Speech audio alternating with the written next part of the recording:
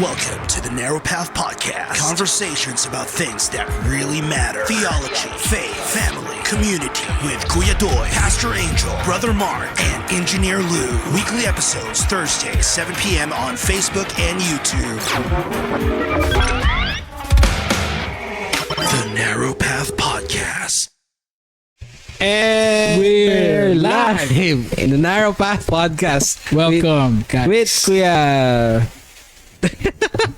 with Pastor Angel and Kuya Doy. Pasensya na, medyo flustered kami. oh. Ayan, alright. After almost an hour of delay, nandito na tayo, live na tayo. Lupit nung pinagdaanan naming transition kasi nandun na kami sa bagong venue ng church at we're trying to set up dun yung podcast kaso yung internet connection medyo hindi kaya, so kailangan yung rush back dito sa Poncantalas para Wait lang, okay ba yung sound natin? by the way, alright, so magandang gabi sa ating lahat. Sorry sa delay. Hindi namin anticipate na hindi mag-work yung connection namin dun sa church, pero providential din kasi ang dami namin na pagkwentuhan guest natin and excited kami to share yung mga information about sa top natin tonight, which is the pursuit of truth. So ngayong gabi wala si Brother Mark, medyo busy lang pero dapat mag-join siya online, kaso ito nga dahil nga sa mga technical difficulties hindi na rin namin naasikaso, pero we're so happy na na-push yung episode natin tonight. And don't worry kasi kahit na-delay tayo ng 1 hour, walang pasok si delay mamaya. Medyo pedalize magandang tignan natin. Ayun, so shout out sa ating mga early birds. Actually hindi ko pa kayo ma-view. Naduduling din ako sa ko. Ayan, nadali mo. Alright, thank you engineer sa remote support. Ayan. So, ay, ang gulo. ayos lang yan. Importante yung mahalaga, bro. Yan. Yeah. Sige, game na. Game. So, Huwag natin patagalin. Sobrang tagal na natin. Mapapanis na yung ating mga guest, yung ating mga viewers at pati yung guest natin, no? So yung guest natin ngayon ko lang siya nakilala. Personally, ngayon lang kami nag-meet. Pero napapanood ko na siya before, yung mga preachings niya. Dahil na-curious ako dahil sa mga common friends namin, and nakita ko yung mga preachings niya sa dati niyang pinanggalingan church, and sabi ko mukhang may trajectory na papunta sa sound doctrine, pero yung church niya noon ay G12. So isa to sa pag-uusapan natin, yung pinanggalingan niya church, not to bash or to paint in a bad light yung mga pinanggalingan ni brother, pero just to share paano yung naging transition niya from yung previous persuasion niya sa faith, and then in his pursuit of truth, nakarating siya ngayon sa Reformation. So yung guest natin, batang-bata, age 32. Yes. Married na at married sa kanyang wife, at meron silang 2 anak. Yung wife niya, shout out kay Sister Verna. Kanina pa siya naghihintay. Naubos na nga daw niya yung snacks niya. Ayun. At yung kanyang anak na si Stephen and si Phoebe, isang 3-year-old and 1-year-old, and siya ay building engineer, no? And dati siyang member ng yung pinanggalingan church for 13 years. Nag-pastor din siya doon. He was ordained na pastor doon, and 2007 pa siya nandun, and na-ordain siya ng 2021 at umalis siya ng church ng November 2022. So napaka parang iklinos stint ng pagpapastor niya doon, pero tignan natin ano ba yung nag-transpire, ano yung mga naranasan niya in his pursuit of truth. And tonight, welcome natin ang ating guest, si Brother Engineer Lester Makasiev. Yeah. Woo. Welcome to the show. Good evening po. Bati Pastor. muna sa mga guest natin, sa mga natin. Yun po, magandang gabi po sa mga viewers po natin and salamat po no sa panonood po. Thank you din po kay Pastor Angelo and kay Sir Andrew po na Wag na sir. Kuya Andrew. Kuya Doy na lang. Kuya Doy. Yan. Na sa pag-invite po sa akin dito. And then sa mga tao din kanina na tumulong to make this possible. Salamat po sa inyo din. Ayun. Alright. Super excited tayo ngayon. So, Kitoy, bago tayo magtanong sa ating guest, ano muna yung expectation mo? Syempre, alam ko na marami tayong mapag-uusapan ng mga commonalities. Yeah. Kasi nanggaling din tayo dyan sa G12, sa dati rin akong pastor. And nakahanap ng in search for truth and since nag-umpisa naman tayo, napag-uusapan na natin yung journey ko and kung paano nyo ako natulungan, yes. ganyan. And excited ako marinig yung kwento ni Brother Lester kasi I'm sure na marami din siyang tulad ko nung nasa ganyan akong posisyon at I'm sure marami tayong natulungan through our talks. I'm sure marami ding matutulungan yung conversation natin ngayon. So, I'm excited, brother, and salamat sa Panginoon sa pag-accept mo ng invitation din namin. Ayun. Ako naman, excited ako kasi alam ko marami din commonalities nga sa experiences din and natutuwa ako kasi ito yung mga story na dapat narinig. Kasi most of the time sa situation na ganito, mas pinipili na lang nila manahimik kasi umiiwas na lang sa sa bashing or sa gulo or sa pang-aaway ng mga pinanggalingan, pero this is a safe place to discuss. Kaya this. Tsaka kung ganun man yung experience mo, ito na yung pagkakataon para bumawi. Joke lang. So sa ating mga viewers, especially sa mga first time, welcome sa Narrow Path Podcast. Welcome kayo, mag-join and let's just keep it civil sa comment section. Alam ko baka may mga hindi conforme sa topic natin ngayon. Baka may mga ma-offend or may mga tawag dito, hindi masaya, no? Sa mga marinig nila. Don't worry, hindi namin intention na i-offend kayo. Ang intention namin na kung ma-offend man kayo, mag-pursue din kayo ng truth. Ayun ang panalangin natin. So, ayun, just keep it civil and ayun, enjoy natin tong gabing ito. So, ayun na. So, dahil narinig natin mga expectations natin, balik tayo kay Brother Lester. So, Brother Lester, can you tell us more about your life before you got saved?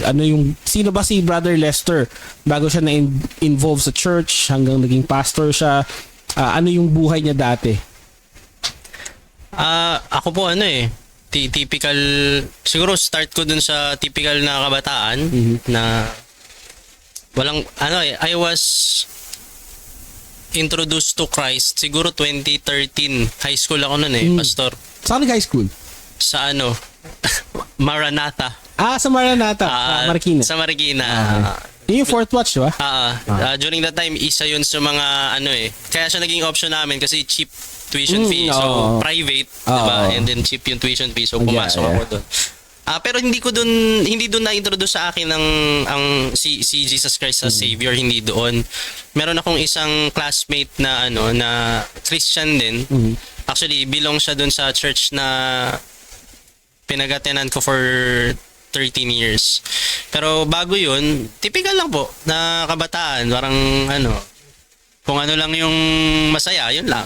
Kumbaga, parang wala akong kailangan or anything. Siyempre bilang kabataan ka lang, iniisip mo lang yung yung masaya lang.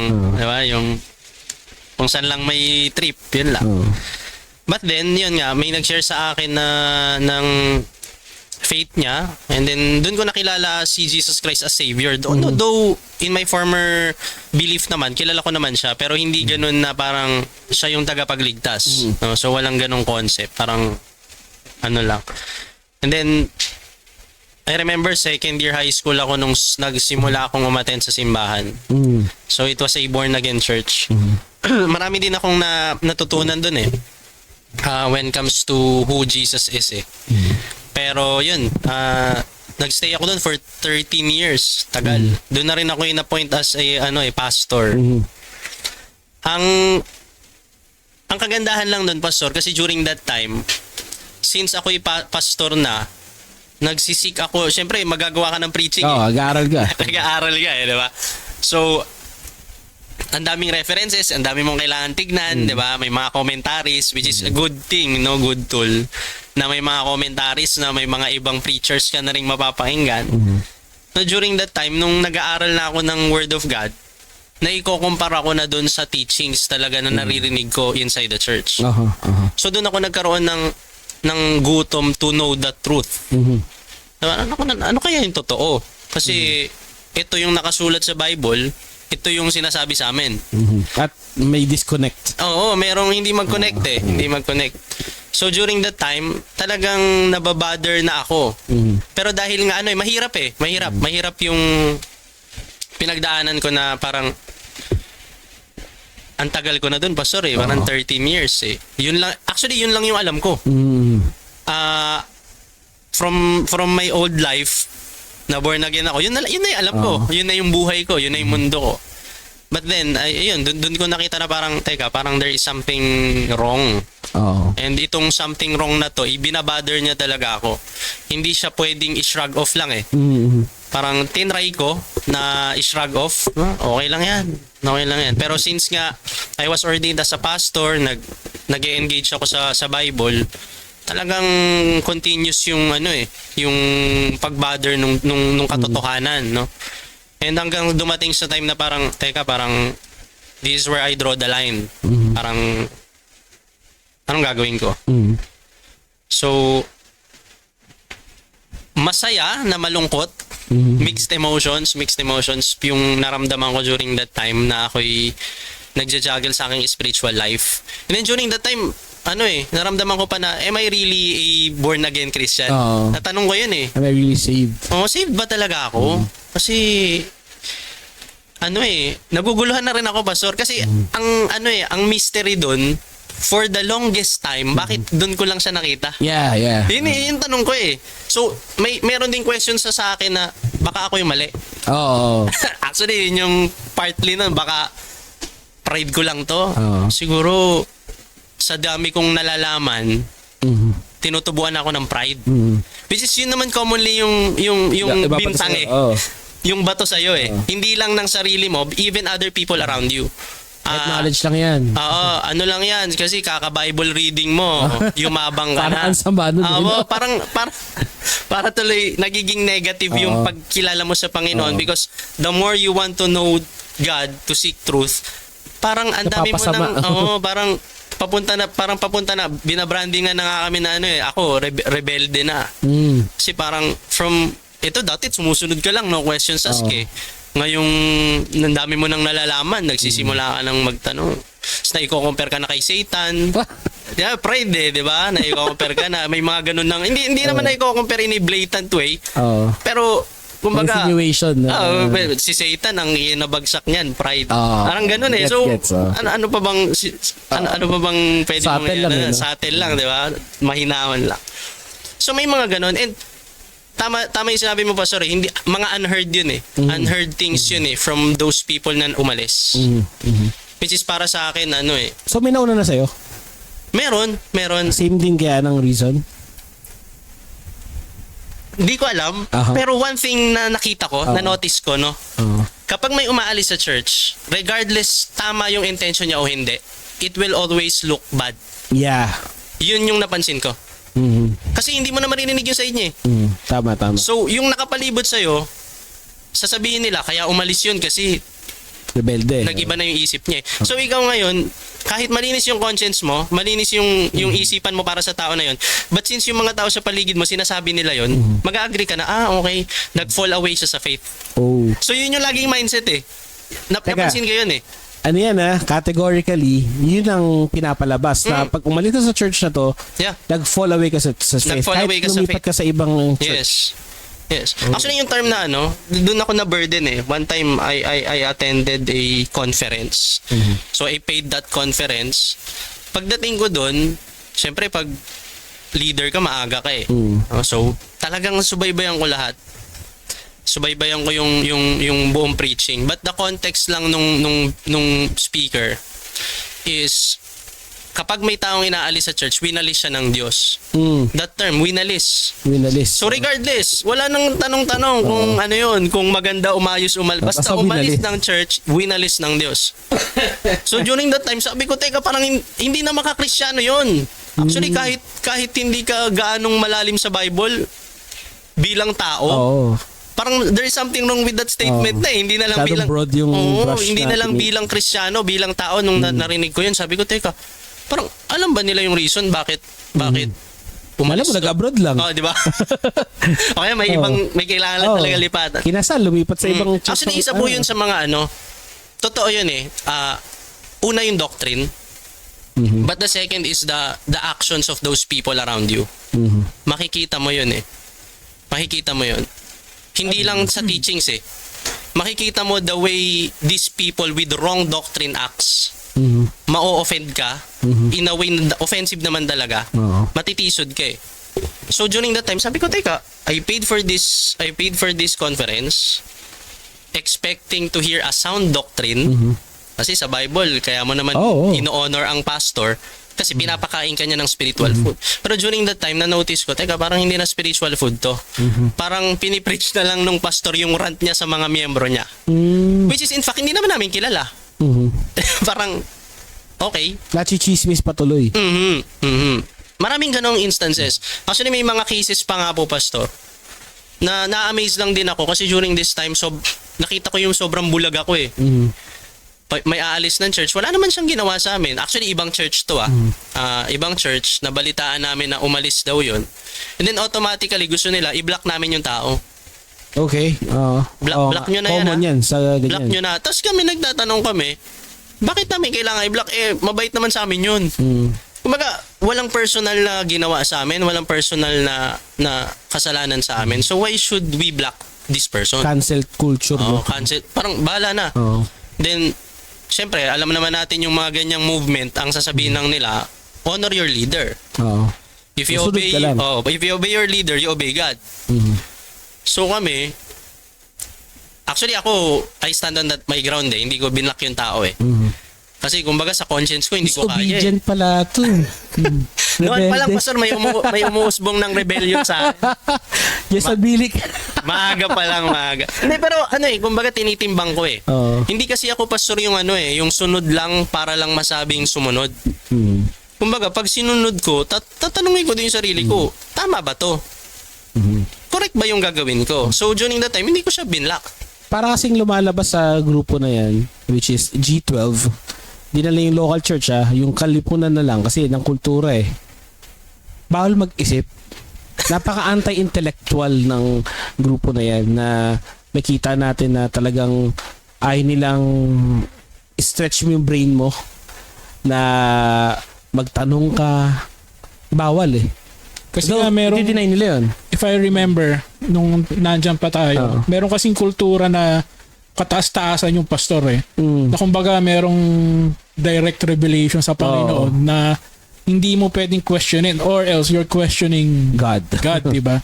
Tapos yun nga, may kultura din na, yun nga, dahil nga parang untouchable sila, hindi mo talaga pwedeng gawin yung mga ganong bagay, di ba? So siguro nga, kaya ganon, pag may umalis, tulad ng sinabi mo, na talaga, na babansagan agad na winawarningan agad kayo, mga naiwan doon na wag na kayong makipag-connect dyan, wag nyo na kausapin yan kasi baka mahatak pa kayo niyan sa kadiliman or kung ano man without knowing kung ano talaga yung reason ng pag-alis niya. Vilify kayo kaagad. Kasi naalala ko dati, hindi naman sa atin, di ba? I mean, I don't believe na dumaan tayo sa ganun extreme na sa mga pastor. Pero from the other churches na pinupuntahan namin, na kasama namin sa, ano ba tawag doon? Sa network. Sa network namin, ganun yung mga sistema. Lalo na yung mga medyo malalaki ng simbahan, di ba? So, anyway, sige. Yan, bro. So, ano yan, talagang common. Hindi lang sa'yo ko narinig yan. Nangyayari talaga yan na very cultic yung tawag dito, yung move. Pero I always give them the benefit of the doubt, yung mga local churches. Kasi nga, kumbaga in good faith na akala nila yan ang totoo eh. Hindi naman natin pwedeng i-cancel kagad na hindi, evil talaga sila. Yeah. Hindi naman eh. Kasi kung tutuusin, guys, sabi mo, maayos naman eh. Pero pagdating sa doktrina, doon nagkakatalo talaga. At yung doktrina, yun kasi yung life practice mo. So sa experience mo, brother, nung ano yung mga unang questions na naglinger sa mind mo nung nasabi mo na something's wrong? Ano yung mga bagay na yun? Particularly, every time I attend ako naniniwala kasi ako within the local church, teka, i-restate ko. Within the local church, iba yung teaching. Okay? The movement itself has a different teaching. Okay? But the sooner na itong local church mag-adapt to sa teaching nung system, hindi mo na pwedeng maalis yun eh. So the local church, pwede siyang i-consume talaga siya nung system. Kasi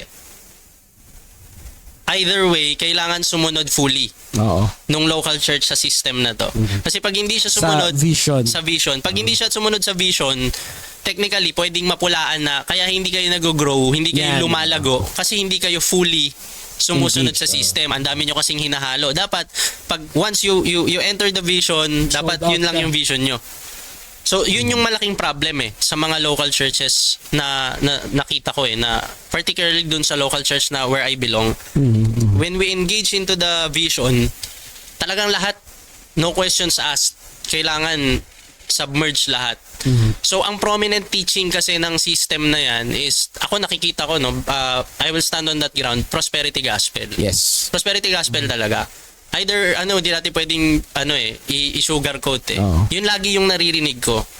You accept Christ, gusto mo ng kotse, ako nagkakotse ako. Gusto mo umasenso, ako umasenso ako. And almost of all of the prominent preachers and leaders, may mga say sila sa earthly life nila. That is the reason why they are so influential. And syempre, pag bago kang Christian, yun actually, pag unregenerated ka, enticing yun Napaka-attractive nun para sa isang unregenerated soul. So, yun yung lagi ko napapakinggan na naniniwala kasi ako ang Holy Spirit, He works on the Word of God Amen. Nare-regenerate ka niya. So, every time na lumalalim ka sa Word of God, may Holy Spirit doon. So pag nakarinig ka ng something na it is not from the Holy Spirit, magre-retaliate na yung Spirit from you, within you So actually, ako personally, gusto ko yun, yung sa laman. Pero in the Spirit, hindi siya uma-agree Teka, parang mali ito. Diba? Parang hindi naman ito dapat yung sinasabi. Yes, there is something na nagko-convict na sa'yo na, teka, ba't parang lagi na lang ganito yung topic? Magkakasasakyan ka, kaya actually naalala ko I remembered my wife during that time. Sabi niya sa akin, "Daddy, gusto ko na talaga magkaroon ng sariling bahay yung malaki." Sabi ko sa kanya, nasa G12, nasa vision pa ako, G12 vision pa ako nito Alam mo, pagpapalain tayo ng Diyos ng bahay, basta maglingkod lang tayo sa Kanya. And looking back, hearing myself, napaka-foolish pala ng statement ko na yun. Parang guaranteed God. Yes. Parang ang Diyos, parang ginawa ko lang siyang bank. Ginawa ko siyang genie. Na if a-fund niya yung dreams ko and yung lahat ng yon, basta maglingkod ako sa Kanya. Ang liit pala ng tingin ko sa Diyos during that time. Ang scary, Kasi yung temptation ni Satan kay Christ. Exactly. Diba? Yun mismo yun Tapos ginagamit nitong mga churches, mga leaders na to, the very same temptation na inoffer kay Christ to gain the whole world. Yes. Tapos malulus na yung kanyang soul. Somehow, ganun yung offer ng devil. So, yun, bro, nakakakilabot. Salamat sa Diyos na na-expose. Pero matanong kita, during your stint there, isa ka rin sa mga nagturo nun, yung magkasasakyan, mga ganun. So, ano yung nun? Ano yung workings ng mind mo nun, nung time na yun? During that time, habang sinasabi ko yun, nakita ko yung sarili ko na nadala na lang ako nung nauulit-ulit na sinasabi sa akin. And then, syempre, I will, this is my statement. During that time, alam ko hindi ako regenerated. Alam ko. Parang sabi ko nga, na born again lang nga siguro ako during that time na talagang nabuksan yung mata ko sa katotohanan eh. Kasi hindi ko makukonsider yung sarili ko during that time na regenerated ako eh. Kasi lahat ng desires ko noon, makalaman pa eh. Tinatago ko lang sa titulo ko bilang Christian. Yes. Basta may naramdaman akong something warm inside, ay born again ako. Parang ganun. I remember, even the tongues, I was faking it eh. Parang labas na. Parang top holy state. Tatap mo lang yun, tapos holy ka na. Papatumba ka rin. Tumutumba naman. Merong iba, merong hindi. Pero alam mo, nakakatawa pag pag sabi ko nga every time magpapatumba ako ng tao, ang iniisip ko, kailangan maging from within lumabas yung holiness ko. Parang yun yung mindset. So from this time, holy ako dapat kasi pag nag-minister ako, yung pagpapatumba sa kanila nakabase sa holiness ko. Exactly ganun yung mindset ko. Which is nakita ko very dangerous for most Christians today. Kasi pag dun humugot ng pananampalataya, nakakadaya kasi talaga yun. Totoo. Yung feelings, yung parang parang naka-drugs na parang, wow, I'm close to the Holy Spirit. Tapos ini-invite mo yung Holy Spirit na parang gano'n. So, balik tayo dun sa tanong, no? Pero na-notice ko din po yung sarili ko gradually nung ako po na year ng 2021, 2022. Nararamdaman ko na nag-iiba na yung mindset ko towards the system, magkasalungat na. Although ang hirap lang magsalita sa pulpit. No. Kasi syempre may tatamaan ka eh. So nagkakaroon lang ako ng mga subtle messages doon na ninenegate ko na yung prosperity gospel. I remember I had a topic I had a topic one Wednesday night, How to Become Rich. Yun yung title. Pero ang laman nun is yung Against prosperity gospel. actually yun yung title, pero yung laman nun na kung sino man yung naghahangad yumaman is nahuhulog sa trap ng enemy. So looking back na-realize ko nga medyo nare-regenerate na ako ng Panginoon during that time. And nakikita ko na yung error, yung pusa. Yung error ng aking mga tinuturo, mga practices ko din during that time. And I repented. Actually, yun yung iniyak ko at actually nagka-trauma pa nga ako na ayoko na umakyat ng pulpito. Kasi sabi ko nga nung nakita ko yun, ang laki pala ng responsibility ko sa pulpito. And talagang tumiklop ako sa Panginoon kasi alam ko, in a way, naging part ako ng deception sa ibang tao. And I acknowledge that. And I repented. Sabi ko, mali yun. Kaya ngayon, ingat na ako, pastor, na na magbitaw ng salita na sarili ko. Kaya malaking tulong yung expository preaching. Yes. Malaking tulong. Kasi at least wala kang bibitawang personal opinion. And unbiblical na mga statement. Okay, Doy, what are you thinking right now? What are your thoughts sa mga nandito? Ang haba Very relatable talaga Kasi ganun na ganun yung ganyan na ganyan din yung kwento ko Yung naalala ko nung nagre-reform na ako, I was still pastoring doon sa church namin dati. Tapos again, it's a very long story. Pero anyway, in-invite ko pa si Pastor Angel tsaka yung ibang mga kasama nila na mga reformed na para mag-sit in dun sa preaching ko. And unbeknownst to my fellow pastors tsaka yung senior namin doon na ang tinapik ko noon yung sa Romans about regeneration. Tapos habang pinipreach ko yon, alam mo yung may halong takot tsaka parang may takot ka pero may kalayaan. Alam mo yun kasi alam mo for the first time you're telling the people the truth, di ba? So nangyari habang nagpi-preach ako noon, tingin ako ng tingin sa likod kasi nandun yung mga co-pastors ko, ganyan. Sila nandun sa harap. Aba ako, tuwa. Ito ka ba? Pero anyway, pagkatapos noon, kasi yung senior pastor father ko So nag-usap kami after, tinanong ko siya pa kamusta yung message ganyan. Okay naman sa kanya, wala namang naging anything violent. Tapos ganun din, yung after that, yung, alam mo yon, yung nagkaroon ka ng realization na grabe pala yung ginagawa, yung mga pinapakawalan mong mga salita dati. Responsibilidad mo nga sa Panginoon, sa simbahan, ganyan, na we were so sold out dun nga dun sa kung ano mang mga, kasi chapsu yung ano namin eh. May G12 kami, kung ano-ano talaga na halo-halo na, alam mo yun, ang kulang na lang talaga yung katotohanan eh. Alam mo yun. Kaya honestly bro, ako ngayon, na-realize ko nga rin eh, yung gravity nung position ng isang pastor. Kasi dati parang, sige, pag isa ka sa mga naging active workers, pag may talent ka sa pag-preach, pag charismatic ka, what I mean by being charismatic is your character, di ba, na magaling kang magsalita, yung magaling kang umano sa tao. And if you are talagang serving yung church and yung kumbaga parang busy ka sa church, pastor na. Qualified ka. You are qualified. So tulad nung fear mo ngayon na parang ngayon ayaw mong tumayo sa ganun ako ngayon na kumbaga parang kasi naintindihan ko na ngayon yung bigat ng responsibilidad na yun, di ba? And kaya ngayon I do my own thing sa church na kung saan ako makakatulong, pero hindi dun sa pulpit aspect na yan na sa pulpit. Ayun, pero I'm happy to hear na nasa ganyang position ka ngayon, di ba? Kasi I'm sure marami na rin kasing mga fellow Christians natin na hindi pa talaga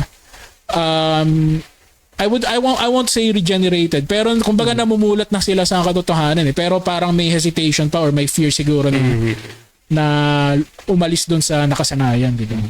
Ayun. Naalala ko tuloy bro, yung sinabi mong hindi ka pa regenerated nung time na yun kaya nagpapastor ka na. Because that was my story din.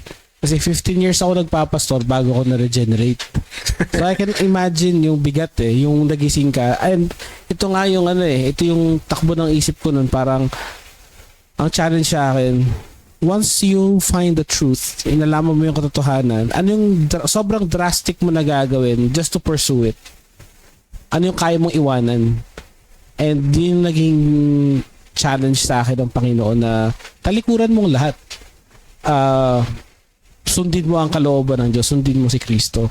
And ganun rin yung tinanong ko sa kanya noon nung nagre-reform na rin siya. Ano yung gagawin mo pagkaharap mo yung katotohanan as against all lies? Ano yung pwede mong gawin? Yun rin challenge natin tonight na once we saw the truth, nandyan na. Kasi hindi lahat nagre-respond ng tama eh. Kaya nga may mga reprobate. Pero sa atin na mga binayaan ng Diyos na mamulat ang mata, ma-regenerate, makita natin ang truth. Sobrang humbling siya. Yeah. Hindi natin may pagmalaki na mali kayo, tama kami. Hindi eh. Yes. Kasi nga sabi mo nga, part tayo nun eh. Galing din tayo doon. Naging, kumaga culpable din tayo sa crime na yun. And salamat nga dahil may repentance. The Lord has given us repentance. At maganda na ito ngayon, no? Nandito ka sa harapan namin. And kanina nga tinanong ko, first time mo ba to? At to go out in the open, especially in tawag dito, sa social media, and you said yes. So I'm just excited sa magiging effect nito sa mga tagapakinig natin kasi matagal-tagal din tayo naghahanap ng mga dating pastor ng G12, no? Matagal-tagal din. Though marami eh, pero siguro ikaw yung una na invite talaga namin as in was in the system. So how far did you go sa kumbaga tinanong ko kanina na buo mo yung 12 mo, so tell us your story about that.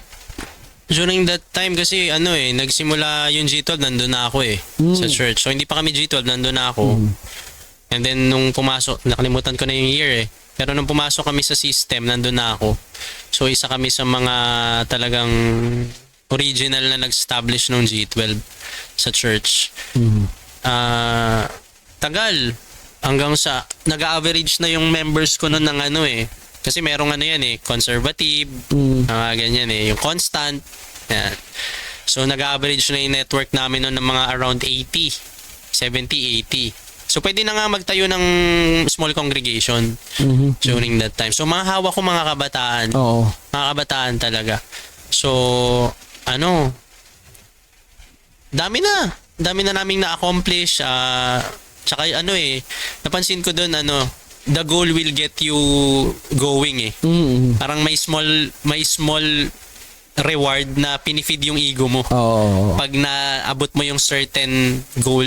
Kasi tsaka naalala ko, speaking of that, yung lalo na pagdating sa mga malaking conference, tapos yung mga kunwari, meron pa silang pinapaakyat na mga galing malalaking probinsya na naging captains of 100 na, tapos i-share nila yun on stage. Stories. Ako, bata pa lang tong kapatid natin na to, pero naka-win na siya ng however many souls, di ba? Ganun. So, yun nga siguro yung sinasabi mong parang ego feeding. Yung parang ego feeding na parang magkakaroon ka ng certain focus na maabot mo tong goal na to. Kasi nga meron makukuhang something inside of you na magiging proud ka, di ba? Parang ganun. Tama po yun. May kumbaga may sense of pride ka na eh. Oo. Na parang, ako na-accomplish ko to. Diba? Anointed ako eh. Parang ganun. Although, ako personally, I won't speak for everyone. Pero I will hide it humbly. Kunyari, humble ako. But deep inside, alam ko, ang taas ng tingin ko sa sarili ko because I am accomplishing things eh. So, during that time, sabi ko, ayos to maganda yung takbuhin namin. Ma-share ko lang din actually, wife ko yung unang ayaw niya na. For 2 years ata, nagkaroon na kami ng argument. Kasi parang sa akin, ba't hindi mo mag-grasp yung vision? And then my wife, lang siya. Hindi niya ina-explain sa akin eh. Actually, I don't know if she knows about Reformation. I don't think so kasi hindi niya naman binabanggit sa akin eh. Basta ayaw lang niya. Basta ang sabi lang niya, when I first heard that bishop, wala akong confidence, kulang sa Christology. Actually, yun lang yung term niya eh. So ako nag-wonder ako, paano walang Christology dun eh? Ina-example niya nga si Christ. So, ang babaw lang ng pagkakaunawa ko. And then, we are arguing. Minsan, may mga times pa na a-attend ako ng Sunday, wala siya. So, I have to come up with something as an excuse. Asan yung wife mo? Ayoko naman sabihin may sakit. Kasi during that time, alam niya naman, pag kinonfess mo na may sakit, magkakasakit. So, diba? Normal belief yun eh. There's power in your tongue. There is power in the tongue. Diba? It holds life and death. So, bawal mo sabihin. So, sinasabi ko lang, malilate kasi ako. Kaya kailangan ko lang ako mauna. Pero, actually, hindi alam ng mga churchmate namin na ayaw na talaga ng wife ko during the time. And nag-argue kami. Kasi parang sa akin, dumating pa nga sa point na nagagamit ko yung scripture. Na-weaponize mo. Na-weaponize ko siya. Na-influence din kasi ako ng mga mas authority ko sa church na bilang lalaki, kailangan ikaw masunod. Bilang lalaki, ikaw dapat ang dominant kasi ayan ang design ng Bible. May tama naman. Meron. Kaso, during that time, hindi ko alam na I will acknowledge yung wife ko yung unang nakakita ng truth. No, so siguro pinagpe-pray niya ako in her silent hour, pinagpe-pray niya lang ako continually hanggang dumating sa point na natauhan na rin ako. Kaya nung umalis kami ng church, ayaw maniwala nung mga miyembro doon na ang totoong dahilan is ayoko lang sa system talaga. Kasi nakita ko na yung truth. Ang lagi nilang sinasabi, hindi kinumbinsi ka lang ng wife mo eh. Kasi prior to that, ayaw na ng wife ko. So parang ang dating, sumunod ka lang sa wife mo. So yun, parang kahit, nagpaalam ako ng maayos eh, pastor eh, Kuya Doy, nagpaalam ako. Nagsabi ako, in-state ko talaga dun sa senior pastor, ito yung mga ayoko, ito yung nakikita kong hindi biblical, kindly explain sa akin kung biblical ito, bakit ganito. So nilahad ko po lahat yun. And then when we left the church, ang umikot na balita, kaya daw ako umalis kasi under ako ng wife ko. Diba? So, sabi ko nga, kahit anong paliwanag mo, wala talaga. Kahit anong klaro ng paliwanag mo, i-invalidate yun talaga. Parang sabi ko, ba't gano'n ang ayos-ayos naman ng paliwanag ko? And that's so evil kasi violation ng commandment ng Panginoon na to, yung false testimony, bear testimony against your neighbor. Sobrang sablay. Lalo na mga pastor yung mga yan. Kaya ang tingin nila sa akin, pastor, doon, weak ako as a husband, weak ako as a male. Kasi nga, nagpa-under lang ako sa Pero tinatago nila, sinasabi nila, ino-honor nga namin yung pagmamahal mo sa asawa mo eh. Kasi kinonsider mo yung gusto niya. Pero sabi ko, hindi ko naman kinonsider lang yung gusto niya. This is my decision na rin. Kasi nga, nag-aaway naman talaga kami nung time na hindi ako convinced about kung ano yung totoo talaga. So sabi ko, kung talagang umalis ako dahil sa kanya, sana noon pa. Oo. So talaga hindi nila ma-accept yun. Ewan ko kung ayaw nilang i-accept o pinipilit na lang nilang wag tanggapin. No, And to napasumalian na invalidate lang you. yung ganong klase ng reason ko. So kaya nagpapasalamat ako sa Panginoon para sa wife ko din kasi siya yung ginamit ng Panginoon na talaga na ipag-pray ako and i-convinced ako. Actually hindi siya gumagamit ng passages Hindi niya nga ako in-introduce sa sa kahit anong Reformation preacher, wala. And Pastor and Kuya Doy, when I left the church pala, hindi pa ako nakababad sa Reformation. Wala akong idea about that. Wala talaga, hindi ko alam. So, sa madaling salita, hindi ka gaya ng iba na sasabihin kasi nakikinig ka sa mga Yes. Calvinist. Oo. Kaya ka na, walang ganun. Walang ganon. Talagang nakikita ko yung scripture, ito yung sinasabi. Nakita ko pa nga doon yung si Peter, sabi niya, may namamali mo sa kanya, silver and gold I have none. have I none. Pero, kabaligtaran nun, ang tinuturo sa amin, pag leader ka, pag pastor ka, kailangan may pera ka para may influence ka. Oo. So, sobrang contradicting. Oo. Itong mga apostles, wala silang silver and gold, pero they are professing Christ and they are successful in what they are doing. Amen. Kaya nilang gawin yun. Pero yung mga pastor na nagtuturo sa amin, kailangan daw elevated yung life mo para paniwalaan ka. So hindi ko ano paniniwalaan ko? Yung Bible na binabasa ko o yung experience na nararanasan ko? So nung nakita ko yun, sabi ko, I have to follow the Word of God because the Word of God is the final authority. Actually, hindi mo kailangan ng kahit anong context sa sinabi ni Peter doon. Yun na yun. Plain and simple yun. Hindi mo kailangan ng background. Hindi mo kailangan ng Yun na yung mismo context. diba? The context is Oh. silver and gold have I none. Pero nakakapag-share ako ng gospel. Yun yung meron ako na kaya kong ibigay sa'yo. More important than earthly wealth. So sabi ko talagang ito dapat. Ito dapat yung sinasabi ng mga apostles, ng mga man of God. Pero during that time nga, prominent teaching sa amin yun Kaya during that time, lahat ng church leaders sa amin, nagpapaunahan kaming magkaroon ng mga bagay na mapapatunayan para paniwalaan kami ng tao. Yes. Yes. I remember lahat gustong magkaroon ng sasakyan, lahat gusto magkaroon ng Apple laptop. Yeah. Kasi pag wala ka nun, tinatanim sa isip namin, pag wala ka nun, hindi ka paniniwalaan. Ano ka kung wala yun? Ano yung gospel mo kung wala yun? Grabe, no? Naalala ko nung doon nga sa dating panahon natin noon. Ganyan na ganyan din Nag-umpisa yan sa dapat naka-tablet ka muna. Yes, tablet Diba? muna. Naalala ko pa nga nun, may sinabi ng isang pastor sa amin. Dapat pag-akit ka pag nasa pulpito ka, dapat naka-tablet ka talaga para talagang kita nga daw yung, alam mo yung mga ganong nonsense na mga Saka may verse pa yun arguments. Write it in the tablet. Tapos yun nga, dumating may isa pa nag-mentor sa amin na bukang bibig sasakyan, mga ganyan. At dumating pa sa point na in-encourage yung pastor na sige magbukas ka ng cell kasi yung mga cell members mo, sila yung magbibigay sila sa sasakyan. Umabot din sa ganun. Actually, may teaching sa amin na sobra kong kinamumuhian. Oo. Kapag ginagawa mo ang kalooban ng Diyos, walang choice ang Diyos kung hindi pagpalain ka. So during that time, sabi ko napaka-blasphemous ng ganong statement. As if ang Panginoon is a slave na wala siyang choice. Ay, gumagalaw siya. Wala akong choice. Pagpapalain ko siya. Parang tawag dyan, now hostage po siya. Yes. Para bang para bang no choice ang Diyos. Parang mas powerful yung actions and works natin. Nawala yung sovereignty. Nawala yung choice ng Diyos to, ibe-bless ko ba to o hindi. So sabi ko parang napakaliit ng tingin. Ang daming pinakita sa Biblia sa buhay na ni Pablo na nung sumusunod siya sa Diyos, doon pa siya na shipwreck, nakagat ng ahas, nakulong. Actually, the more he shares the gospel, the more siyang nakukulong. Kasi the moment hindi siya mag-share ng gospel, di naman siya makukulong libre siya. Di naman siya bubugbugin. So, sobrang contradicting the passages. Hindi mo kailangan maging Bible scholar para ma-discern mo kung ano yung totoo. Tama the gospel is really simple. Amen. Hindi mo kailangan maging sobrang intellectual na which is yun yung claim nila napakatalino mo kaya ka ganyan. No, hindi. The simplicity of the gospel, the beauty of the gospel, maintindihan mo siya, makikita mo kung ano yung mali tsaka kung ano yung tama Nasa yan, 1689, London Baptist Confession, that the Word of God has been written so simple na kahit yung bata o yung pinakamatalinong tao o yung mangmang na sa pananaw ng tao, parehas silang maintindihan yun. Dahil God intended it to be like that.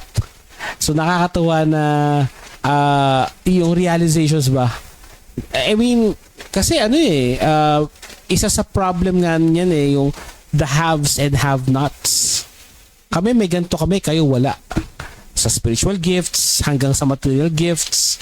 So napaka anti-intellectual, napaka cruel. Imagine kung pastor ka na sapatos mo, hindi ka dapat pakinggan kasi yung gospel mo kumbaga walang kapangyarihan Because of the brand of your shoes. I mean, di ba? Grabe yun. Kaya nga binabalandara ni Oriel Balano yung mga sasakyan niya at mananagasa pa kung hindi ka makasunod sa progress. Yeah. Grabe. Sobrang sobrang tama yun yung word na cruel. Sobrang na ma-manipulate yung gospel to the point na talagang yun na yung nagiging definition ng gospel, which is very very dangerous talaga sa mga Christians today, na yun na yung definition ng gospel, na kailangan may pera ka, kailangan may present mo yung gospel as a messenger. Ganun pa sinasabi, ikukumpara nila sa regalo yan. Ikaw ba naman, ang ganda-ganda ng loob ng regalo, pero yung balot, dyaryo. So ikaw naman, mako-convince ka. Pero salvation cannot be compared to any material gift. Hindi mo siya pwedeng, wala siyang pwedeng ikumpara sa ganun. Hindi mo siya pwedeng itabi doon sa ganung klase ng ng example. Mismo. So, parang Trinity yan Hindi kukulangin yung analogy. Yung 3-in-1 copy, hindi pwede yun. Magiging modalist. Yes. Yung I remember nga, yun ang isa sa pinaka ang centrality talaga dapat ang tinuturo natin, yung gospel, di ba? Pero yun yung pinaka watered down na mensahe na nai-share natin sa doon sa mga tao noon. And kahapon ata or nung isang gabi, nagsuscroll lang ako sa Facebook. Tapos may dumaan na reel na merong isang pastor na dating gay. Tapos dun sa reel niya, sinishare niya yung past niya, na share niya na dati siyang ganito, binago siya ng Panginoon. Nakwento niya yung meron kasing pagkukulang daw sa buhay niya, kulang sa pagmamahal, and then nakita niya yung puro love, kumbaga. Love. Hanggang sa, yun nga, binago siya ni Lord. Hanggang sa eventually, naging pastor siya. So, dun sa 1-minute reel na yun, although hindi ko naman yung I give him the benefit of the doubt kasi nga real lang yun hindi ko naman napanood yung buong testimony niya. At I'm not sure kung siya rin yung nag-release nung reel na yun. Pero wala yung gospel doon actually wala nga yung repentance dun sa kwento And shouldn't that be one of the more important things na kumbaga kung maglalabas ka lang ng reel ng testimony mo tapos wala yung repentance dun sa kwento na yon. Ano yun? Puro pagmamahal lang. Mahal mo si ganito, mahal ka ni Lord. Dahil sobrang mahal ka niya, binago niya yung buhay mo hanggang sa naging pastor ka. Tapos syempre, dahil nga hindi ko matiis, nag-comment ako dun sa sabi, asan dito yung repentance? Judgmental mo naman, bro. Cage stage, bro. Hindi. Nag-ano lang ako. Kasi parang sabi ko nga, parang ito na naman yung kwento, di ba? Parang libo-libo na taong nakakapanood ng reel na to. And then yung mensahe mo doon, ang labo Parang asan na yung repentance dito? Hindi ko naman binastos, di ba? Tinanong ko lang, asan po yung repentance sa testimony na to? Siyempre, yung mga followers niya siguro yon or mga kasama niya sa church. Inaway ka na. Oo, inaway na talaga ako. Yung iba sinasabi, yung repentance, it's between him and the Lord. Wala ka nang pakialam doon. Yung gano'n. Tapos sabi ko nga and nagtitestimony yung tao. Tapos sasabihin mo, wala na sa akin yun. Sino bang nakikinig dyan? Hindi ba tao din na dapat naririnig nila na ina-acknowledge mo yung kadumihan mo tapos nag-repent ka sa Panginoon na dahil sa finished work niya? Yun yung di ba? Ganun dapat. Yung parang sabihin na wala ka nang pakialam doon, is between him and the Lord. You have no business, yung parang ganito. Ang labo ng mga nalalabo ko sa pag-defend sa kanya ng mga people na naniniwala siguro sa kanya, and at the same time nakakalungkot na dahil nga pag hindi mo talaga alam yung katotohanan, kahit kung ano pa yan, you will die for that message. Yes. Kaya that was something na naging sa akin. Kasi imagine, ilang daan libo na yung nakakapanood nun. Iisipin lang na naman nila, okay, parang puro love lang pala to, ganyan. Wala ka nang Kailangan ng repentance. wala ka nang kailangan gawin. Dahil mahal ka ng Panginoon, di ba? Ikaw yung special You're special in the eyes of the Lord. Ganyan. So, And ano yan, common yan sa mga ganyang group. very common Love yun. bombing pa nga tawag dyan na kahit pag pinanood mo din yung testimony ni Brian Head Welsh, testimony niya sa yung gitarista ng Korn, sabi niya, I was high on drugs and I prayed to God, and then May the vision, love of the Father, yung love of the Father embraced me. Love na naman I mean, that's so parang, what do you mean by that? Di ba? Ang daling sabihin na naramdaman ko yung pag-ibig kasi something warm. Pero again, that's not questionable at best. Yung ganong klaseng statement na na-convert ka dahil naramdaman mo yung love ng Panginoon. Though hindi natin in-negate yung pag-ibig ng Diyos. Ako naramdaman ko yun. But it's by way of showing me His wrath against a sinner like me, but yet Christ died for me.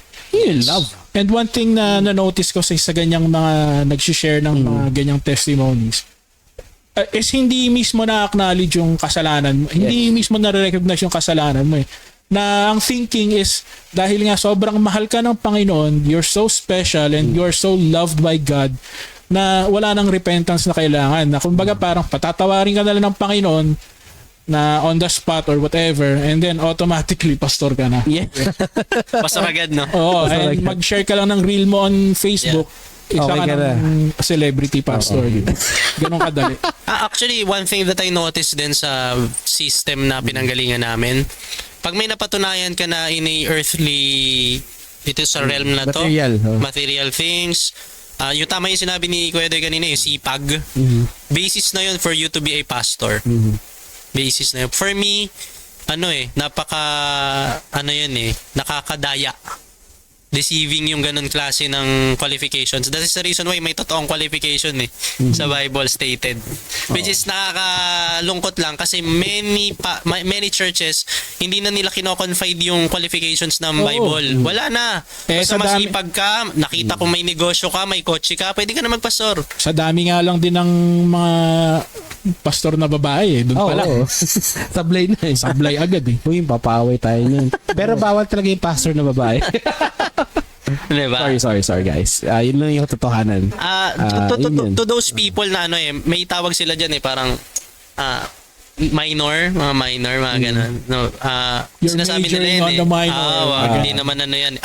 Ano pa yan may term yan, non-essentials. Non-essential daw. Pero doon lang sa mga nanonood, if we really love the Lord, we will seek His word yung purest. Then susundin lang natin. The truth. Yun lang. Diba? Even though actually sa buhay Kristyanismo walang non-essentials Lahat yan kailangan Diba? Lahat ng utos ng Word of God, essential siya talaga actually. Kailangan lang natin himayin siya ng tama para makonsume natin ng tama. And that's the beauty of yung nakita ko sa Reformation Kasi wala akong nakitang halong walang spices, walang fireworks. Alam mo yon, walang drama involved Kumbaga plain and simple truth, diba? Unadulterated truth. Yun yung kaya if you are in the position when you of seeking the truth, dito ka talaga dito ka talaga nililid ng Panginoon Ganun lang ka simple yun. Wala nang ibang drama na alam mo yung mga binabansag sa ating mga Calvinist or Reformed na kung ano-ano pa. Plain and simple lang. We were searching for the truth and this is where the Lord led us, diba? Very simple. Totoo yun Kuya Doy kasi nung time na yun nga parang November ako umalis ng church, I have no background regarding Reformation. Wala akong alam talaga. So I attended a mega church pero during that time naglolong pa rin ako Name drop. Okay lang naman, wala namang problema doon. We attended, my wife and I attended Victory Church. Kala okay mo naman. Yung church mo dati, no? Alam ko yung church ko dati. Okay naman siya. Pero may hinahanap ako longing ako for something. And then one time, I heard a preaching, I think it was a Reformed preacher. He was a Reformed preacher. Habang nagsasalita siya, purely Word of God, nasasatisfy niya yung Oo. yung kailangan ko Yung hunger spiritually. mo. Oo. So that time, sabi ko, anong klaseng teachings to ang sound? Mm. So di ko alam, Reformation pala 'yon. So I started to search ano yung Reformation, ano yung Reformed, ano yung Puritans, saan galing yan, ba't nagkaroon ng ganyan, and then na-open yung topic ng Calvinism, election. So during that time, yung hinahanap ko, natagpuan ko doon without knowing na meron palang ganun talaga. So doon ko nakita that Reformation is a good thing talaga, which is ngayon kasi ang pangit na ng ano sa kanya eh. Ang pangit na nung ibang feedback sa kanya eh. Oh. Lalo na yung mga hindi nakakaintindi. Parang pag Reformation ka, parang parang negative. No, pero Parang kaaway lahat. Parang pag Reformation ka, marami kang kagalit. Oo. In fact, ano nga yan, talagang kumbaga ano siya, common na ibinabato sa mga hindi rin natin masisi. Ewan ko, dumang ka ba sa cage stage na mainit ka masyado, very passionate in pursuing the truth na naka-offend ka. It happened to me. And Yes. sometimes doon tayo napupulaan, and rightly so, na meron naman talagang mas better way. And pasalamat sa Diyos na dahil rin sa pursuit ng truth, doon din naman na itatama na-chisel out yung mga rough edges, mas nagiging maayos lahat. Mas nagiging pino yung kilos, pananalita, mas nagiging gracious.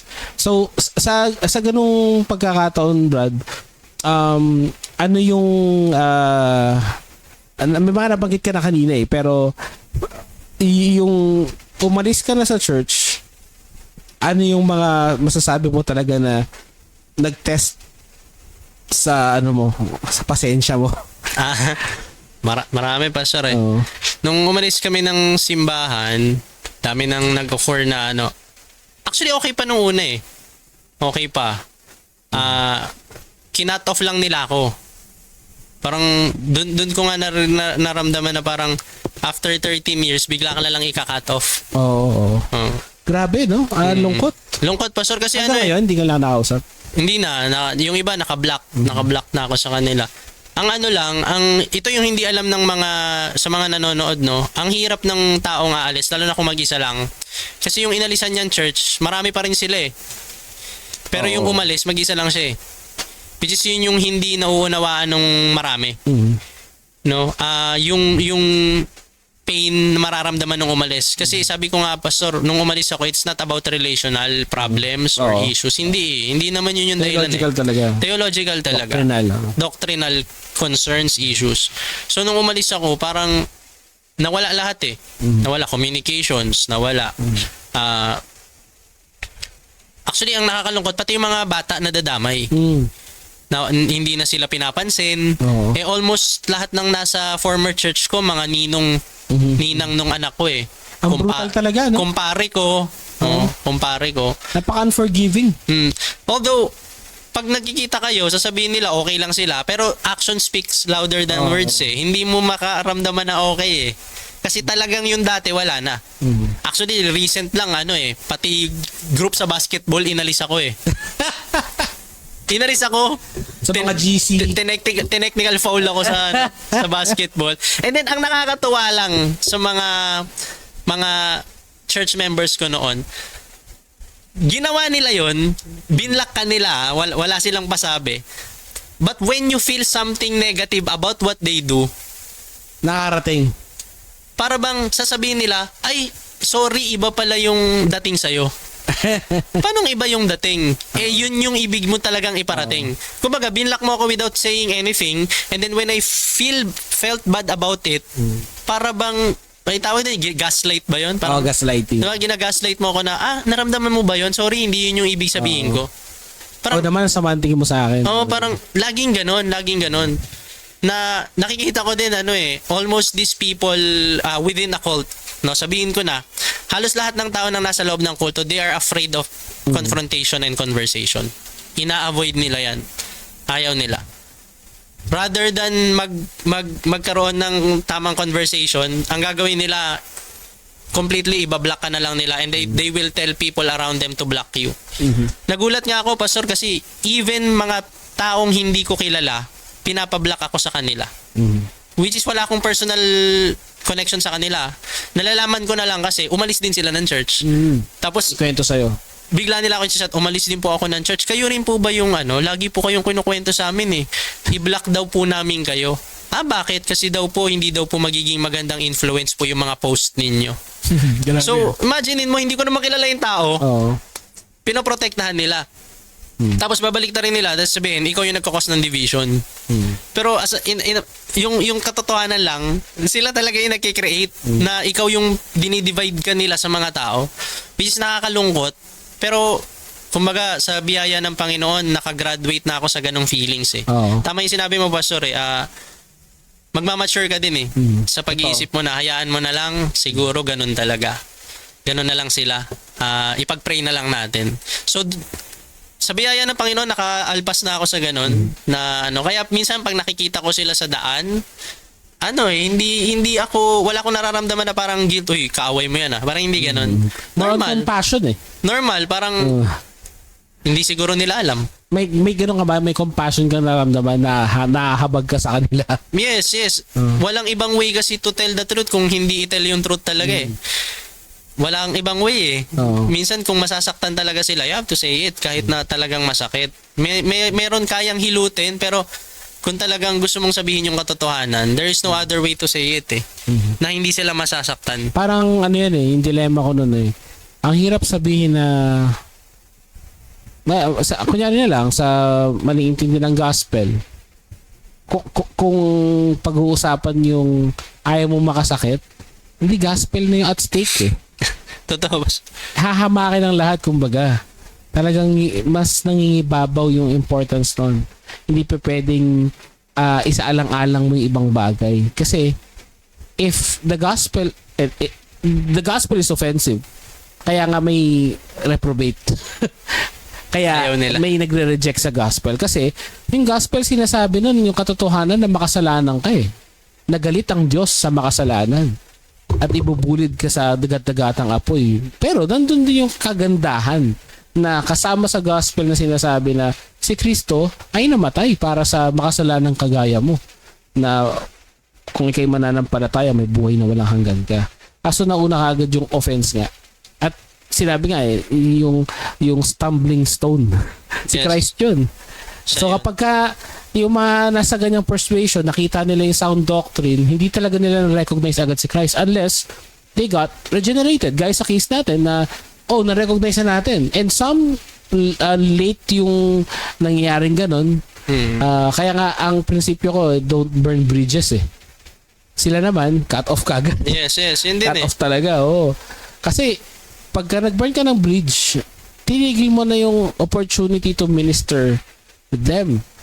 So, yun yung mga nakakalungkot lang na part. Pero salamat sa Diyos na, gaya nga sinabi mo, na get over mo na yon yung feelings na ganun. I'm looking forward sa mga progress naman sa reconciliation. Yes. Actually, ako din One time, I told my senior pastor ngayon na kung pwede mag-reconcile, willing ako to reconcile because talaga naman na meron din ako mga bagay na gusto ko rin ihingi ng tawad. Oo. No, not the gospel, Oo. not the way I act, the way I speak. Syempre, acknowledge ko pa rin yung error ko doon. I really am praying for a reconciliation, Pastor. Gusto ko rin naman ng ganun. Diba? Para, in a way, maibahagi talaga yung Gospel. totoong gospel. Diba? Na hindi nagko-compromise ng katotohanan. Pwede naman yun Isa sa mga nakita kong nagiging tawag dyan, kumbaga speed hump. Yung humps para hindi mo ma-pursue yung truth or yung mapigilan ka at some point is yung relationships din. It's been my struggle kasi nga, gaya na sinabi mo, kung aalis ka, mawawala lahat So sa relationship ko sa previous church ko, kami ni Kuya yun talaga, cut off talaga. Natigil talaga siya. Pero ang kagandahan niya nun, the gospel also reconciles. Kaya sabi ko nga, look forward kung mangyari din sa'yo na eventually, kung ito makakarating sa mga dati mong kasama, nawa mabuksan yung mata nila, wag na lang ito i-take na binabash lang yung former church na hindi nga natin binabanggit yung pangalan, but we really care about their soul. Yes. Na kung magpapatuloy sila sa ganong katuruan, mapapahamak sila. Totoo Dahil naman. hindi gospel yun. Totoo, Hindi Pastor. siya katotohanan. So I pray na the Lord will be merciful to them. They will receive repentance and mercy from the Lord. God will grant them grace para talagang mayakap nila yung katotohanan. Amen. Are there any fears na I mean, ano yung mga fear mo nung time na yon na kung ito ipupursu ko yung truth, ito yung mangyayari? Actually, yung Pastor, investment ko ng oras ko, saka ng Bigat gift nun. na meron ako talaga. Kasi nung tumanggap ako sa Panginoon during that time, talagang lahat ng effort ko binigay ko eh. Everything talaga. Sa former church ko, I was a prominent leader eh. Talagang kilala ako doon. Yes. Kilala ako. I can attest to that. So, sabi ko, pag inalisan ko to, actually, iniiyak ko yun. Umiiyak ako every night nung nararamdaman ko na I have to really pursue the truth. Iniiyak ko talaga yun. Umiiyak talaga ako dahil sabi ko nga, lahat ng investment ko sa life ko, ito lang ang alam ko eh. Oo. Ito lang ang alam ko gawin eh. Grabe. Wala na akong ibang alam gawin. Oo. And to start from scratch, hindi ko alam kung paano. Oo. Talagang lahat. Parang gumuho yung Mundo. life ko, Pastor. Kasi yun lang talaga alam ko eh. Wala akong ibang pinaglaanan ng oras ko. Lahat ng investment ko more on church talaga. Even my finances. Wala akong beyond that eh. Wala. So sabi ko, pag aalis ako dito, parang anong napala ko? Yun yung number one na question ko eh. Nasayang. Anong napala ko during my 13 years of serving the Lord, tas aalis din ako. So yun yung number one ng fear eh. Yung wala na lang lahat. At mawalan din ng relevance. Opo, Kasama parang yun. wala akong importansya na, no? Tapos yung mga relationship na meron ako sa mga tao, kasi ang personality ko, masayahin talaga ako eh. So ang dami kong kaibigan sa simbahan. So nung iniisip ko yun, wala na, hindi ko na sila makikita. Hindi ko na sila makakausap, hindi ko na sila yung lagi namin ginagawa every week, hindi ko na magagawa. So parang nawalan ako ng purpose sa life. Yun yung talaga yun eh. Parang ano nang purpose ng buhay ko kung wala na yung mga tao na to? Wala na sila. So, ginajuggle ko yung feelings ko tsaka yung truth, anong mananaig, anong dapat kong gawin. And sobrang down ako noon. Hindi ko alam kung ano yung pipiliin ko, ano yung gagawin ko. Pero yun nga, Pastor, sa truth pa rin talaga ako nagstay. And I can say nawala sa akin yung mga bagay na yun, nawala. So, until such time na ginive up ko na eh. Sabi ko, Lord, kung wala na talaga. Okay lang. Basta ang importante, nasa katotohanan ako. Ngayon, ikaw na nag-alis sa akin, ikaw din ang bubuo ng panibago. Kasi during that time, Pastor, wala akong plan B eh. Oo. Wala akong progressive plan. Though I am a pastor, hindi ko inisip na pag-alis ko dito, magtatayo ako ng Pioneer sarili ka, kong oh. church, magpapioneer ako ng church. Total, halos lahat ng galaw ng pastor ko, kabisado ko na eh. Diba? So, Kayang-kaya na. kayang-kaya na. Wala akong ganun eh. Wala. Even paglilipatang simbahan, wala. Kasi wala akong ibang kilalang spiritual people besides my church mates. Wala akong ibang kilala. Pati yung network mo lang. Pati yung network ko lang. So, doon lang umiikot yung mundo ko. So, wala talagang plan B or anything. So, when I left the church, we are alone. As a family, we are alone. Wala talaga. So, walang spiritual comfort, walang physical comfort, wala. Buhat-buhat namin sarili namin sa biyaya ng Panginoon. Hanap tayo ng simbahan. We have to look for a church para hindi natin mababayaan yung Sunday natin. But was it also liberating? In a way, nakita ko yung kagandahan na una ang napansin ko, Pastor, na wala sa akin yung pagiging prideful. Kasi during that time, aaminin ko, yung feeling of importance sa loob ng simbahan, nakakapagpadagdag yun sa akin para ako maglingkod sa Panginoon. Yes. Parang hindi ako pwedeng umabsent kasi hindi dahil malulungkot ang Panginoon or hindi dahil gusto kong i-please ang Diyos. Kasi kailangan ako dun eh. Oo. Kasi nilulook up nila ako eh. Pag hindi ako Ego din. pumunta dun, baka panghinaan sila ng faith. So nung nawala yun, nung nawala lahat ng light, lahat ng spotlight sa akin, nawala lahat ng yun, nakita ko talaga kung sino ako sa Panginoon eh. Nakita ko na, okay, ang dami ko palang ginagawang mga hindi genuine sa Lord. Na ginagawa ko lang kasi nakatingin yung mga tao. At pang sarili. Yes, and dun ko nakita na hindi lang ako nakaka-experience nun. Yes. Siguro isa sa mga naghihinder din sa mga tao na alam nila yung truth pero ayaw nilang umalis kasi yung feeling of importance. Yes. No, aside Fame. from yung fame, yung importance Lason yan. na siguro iniisip nila, alam nilang may mali. Kasi I've been hearing sides of the story sa kanila eh. Sa bibig mismo ng mga membro na gagaling. Alam nilang may mali, alam nilang hindi tama.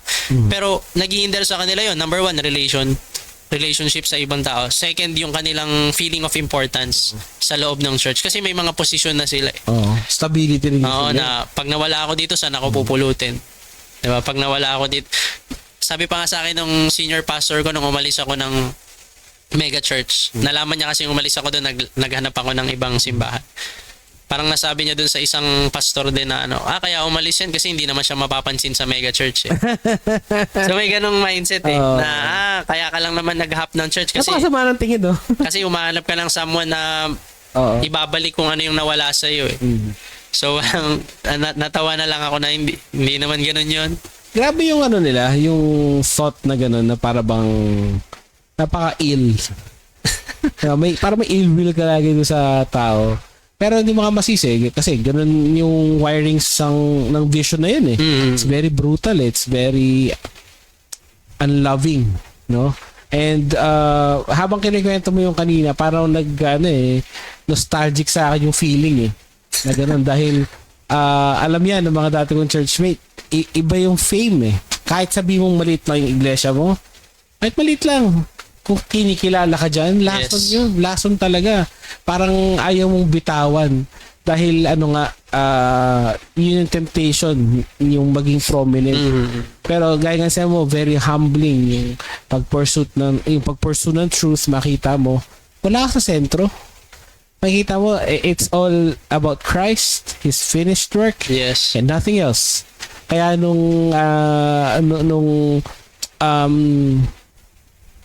when I got regenerated, nandun pa ako sa ganung kumbaga persuasion. Ang ko na lang sa Panginoon, yung makaka-relate ka kay Paul na I want to know you more. Yeah, yun na lang din. Kilalanin kita, wala nang value.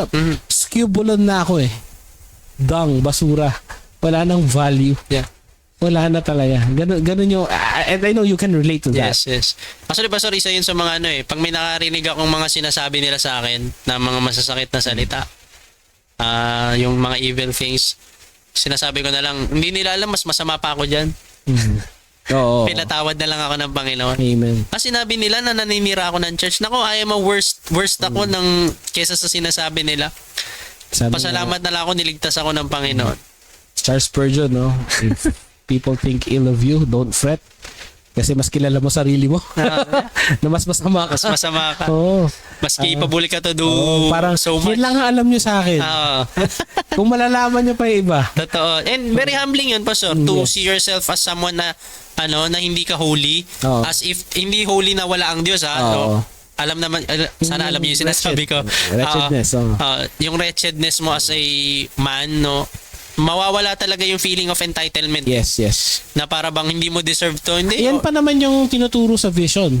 Na you deserve the good Yes. things in life. Pastor ka eh. Yes, you deserve that. Oo. Actually, yun yung lagi nilang sinasabi na which is nakikita ko nagiging reason din para mabulag sila.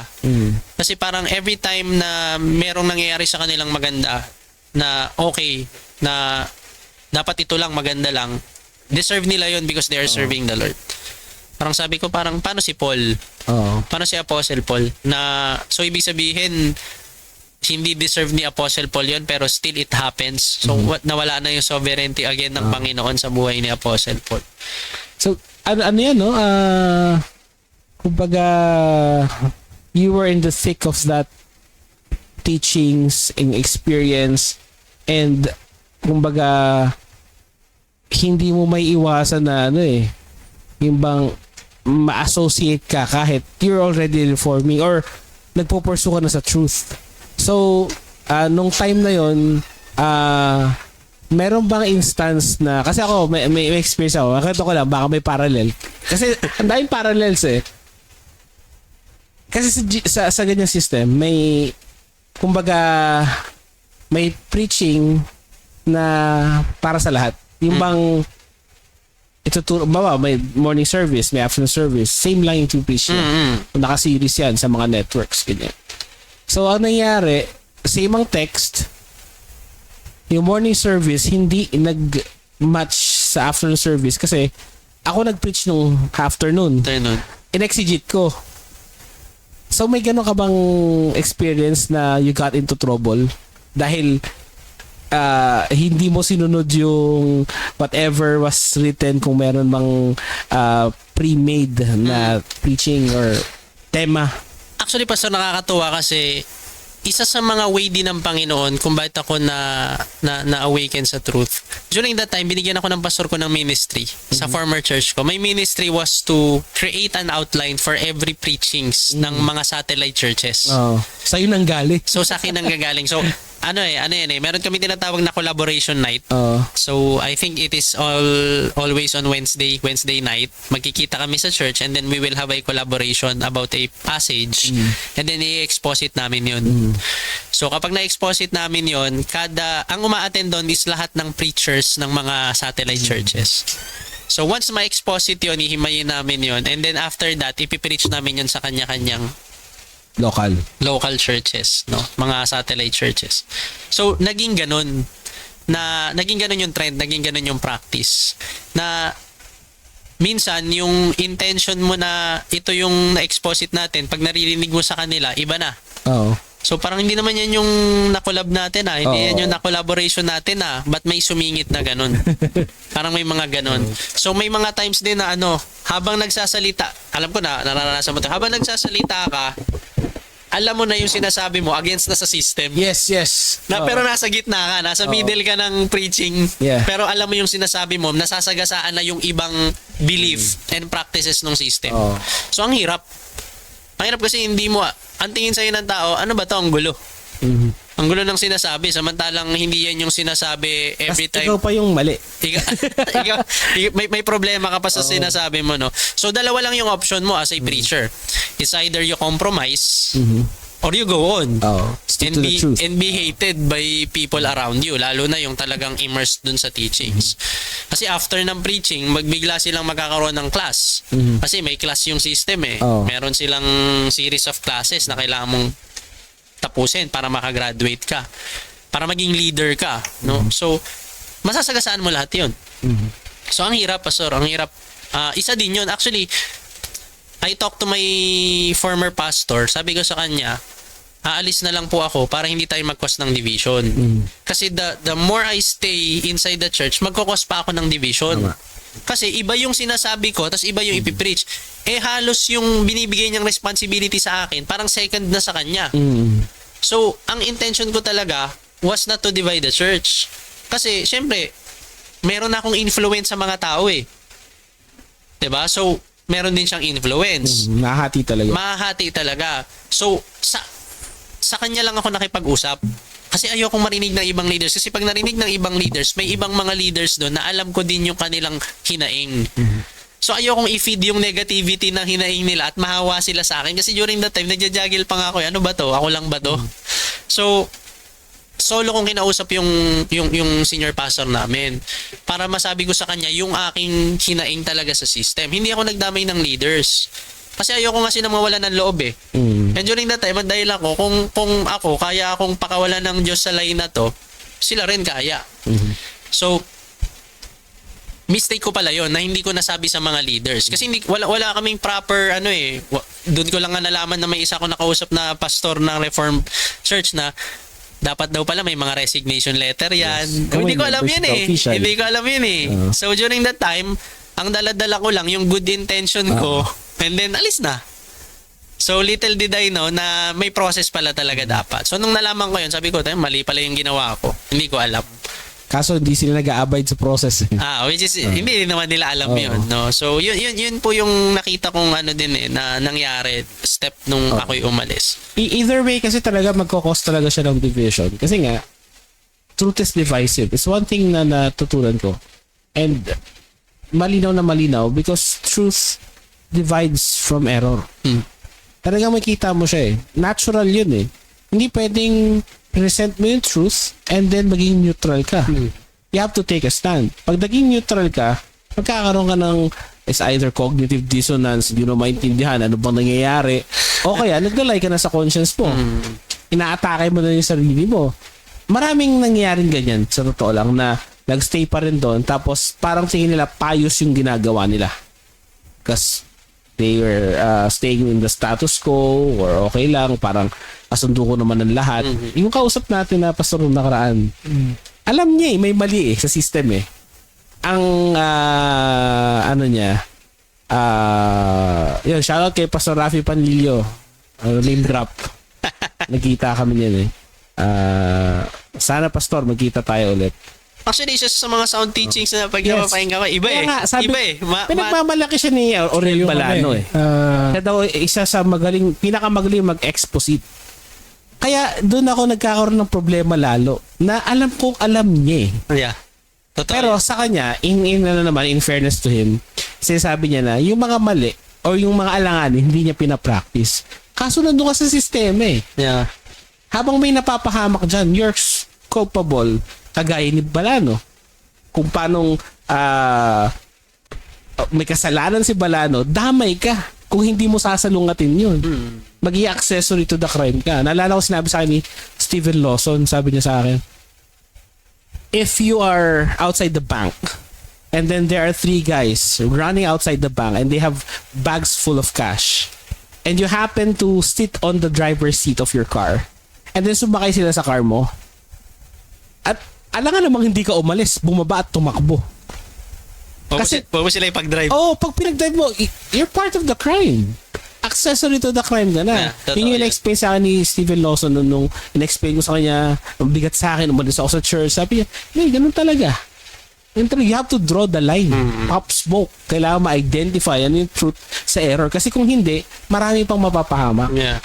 Mas marami pa talaga. And yun panalangin ko, marami na nasa G12 ngayon na somehow nagigising. Mag-ingat kay lalo kay Aurel Balano kasi he's using vocabulary of even reformed people o yung mga sound words na para bang tasa tama siya. For example, narinig ko, sabi niya, hindi porket nasa loob ka ng simbahan, Kristiyano ka na. Ba, ayos Kinagalit mo na rin yan I mean, may mga katotohanan doon. Pero, that's just parang Front. If you make cyanide coated with candy, mas double yung danger. Kasi hindi isipin ng tao na lason yun Yes. Isipin nila okay lang, goods to, mukhang M&M, sige kainin ko yan.